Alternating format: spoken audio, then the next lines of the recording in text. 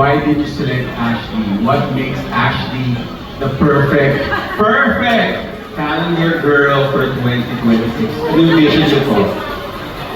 Okay, first I'd like to think that we probably chose each other, no? Kasi, she really wanted it. We really wanted to have somebody like her. I think the universe conspired and brought us together, so that's the first thing. No?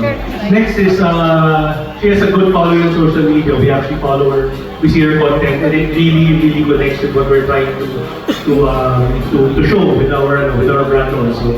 So yeah, those are the two main things. No? Baka actually wants to add something. Tinigilig na po ako, parang umiyak na nga ako. Perfect, by the way. Happy Perfect birthday. ang ginamit na Perfect. Ashley. Perfect. Please, paki-note perfect. Go ahead, Ashley. What did you say about that? No?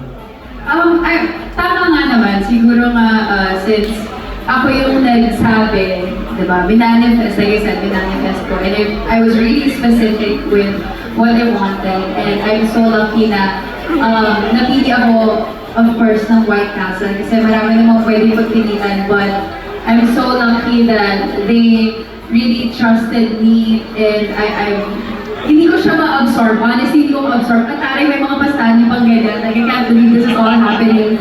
And I feel so flattered and really, thank you so much. I'm so grateful.